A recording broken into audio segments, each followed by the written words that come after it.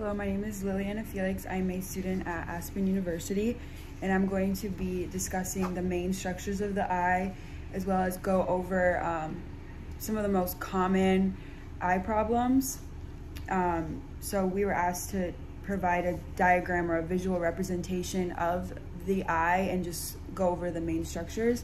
So here's my picture. It's not an artist, so bear with me, but this right here, this is the pupil. It is the central circular opening that controls the amount of light that's admitted into the retina.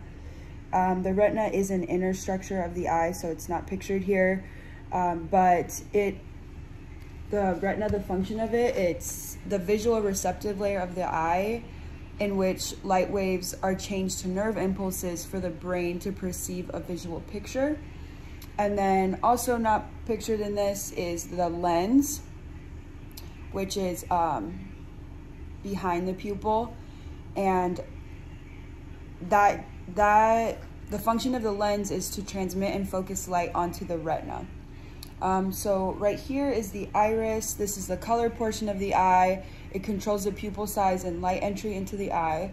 The sclera is the white part of the eye. It's the outermost coat of the eyeball, and it provides protection.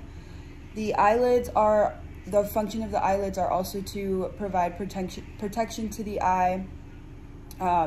It keeps out dust, strong light, and just provides that protection, the eyelids do.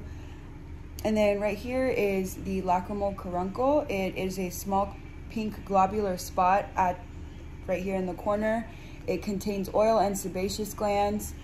And then also not pictured because it's an inner structure is the lacrimal gland. It would be up here. It's in the uppermost corner of the eye, and it's providing constant irrigation to keep the eye moist and lubricated. So it's constantly secreting tears, and then those tears drain right here into the nasolacrimal duct. Okay, so that's it for the structures. And now three of the most common eye problems are cataracts, macular degeneration, and glaucoma. For cataracts, the area of the eye that it's affecting is the lens. So it's that area behind the pupil.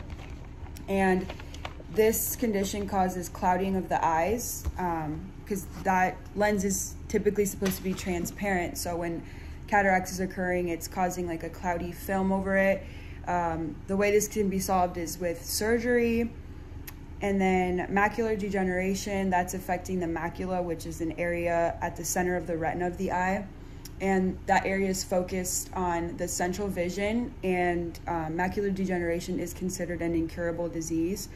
So, but there are things that can kind of slow down the progression of the disease, such as laser surgery and injections. Some of the people that are at most risk of this condition you can get it mostly because of age, and then hypertension and smoking. And glaucoma, that's the last condition that occurs with increased pressure within the eye. So that causes damage to the optic nerve and results in vision loss and blindness. Some of the risk factors for this condition, again, are age, family history, and steroid use. And for glaucoma, you can be prescribed drops and pills, and then surgery may be also needed to control that increased eye pressure.